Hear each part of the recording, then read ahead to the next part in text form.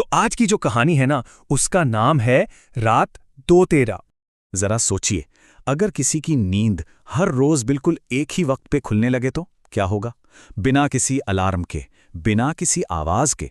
इसे बस एक इत्तेफाक मान लेंगे या फिर इसके पीछे कोई और ज्यादा डरावनी वजह हो सकती है? ये कहानी है रवि की। और रवि के साथ ना हाल ही में कुछ बहुत अजीब होना शुरू हुआ था। मतलब हर रात लगभग एक ही टाइम पर उसकी नींद अपने आप खुल जाती थी। सोचो, ना कोई अलार्म ना कोई शोर, बस आंख खुल गई। तो उस रात जब अचानक उसकी आंख खुली तो उसने आदत के मुताबिक घड़ी की तरफ देखा और वक्त हो रहा था रात के 2:13। अब पहली बार में तो उसने ज्यादा सोचा नहीं, काइंड ऑफ इग्नोर कर दिया। उसे लगा यार बस एक कोइंसिडेंस है, और यही सोचकर वो वापस सोने की कोशिश करने लगा। लेकिन वो कोई इत्तेफाक था ही नहीं, बिल्कुल नहीं। वो तो एक बहुत ही खौफनाक सिलसिले की बस शुरुआत थी। देखो, पहली रात क्या हुआ, सिर्फ आंख खुली। दूसरी रात अचानक से उसी टाइम पर एक अजीब सी आवाज सुनाई दी। और जब तीसरी रात आई ना, तब तक तो मामला हाथ से निकल चुका था। अगली रात बिल्कुल वही हुआ। ठीक 2:13 पर रवि की आंख फिर से खुल गई। लेकिन इस बार ना, कमरे की उस खामोशी में कुछ और भी था।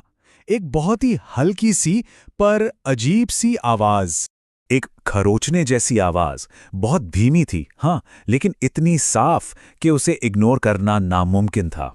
और आवाज ऐसी आ रही थी जैसे जैसे कोई दरवाजे के ठीक उस पार लकड़ी पर अपने नाखून रगड़ रहा हो।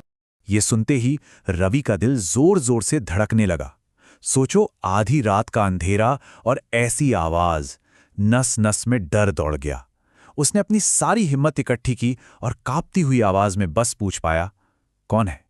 पर जवाब में कुछ नहीं आया। बल्कि हुआ ये कि जैसे ही रवि ने पूछा, वो खरोचने की आवाज एकदम से बंद हो गई, बिल्कुल चुप। और अब जो बाहर सन्नाटा था ना, वो उस आवाज से भी कहीं ज्यादा डरावना लग रहा था। तीसरी रात, डर अपनी सारी हदें पार कर चुका था। ठीक 2:13 पर वो आवाज फिर लौटी, पर इस बार वो पहले से कई ज्यादा तेज थी, कई ज्यादा बेचैन। और फिर कुछ ऐसा हुआ जिसने रवि की सांसें ही रोक दी। उसके कमरे का दरवाजा बहुत धीरे धीरे हिलने लगा। तो दरवाजे के उस पार कौन था? या फिर वहां क्या था? अब रवि से और बर्दाश्त नहीं हुआ।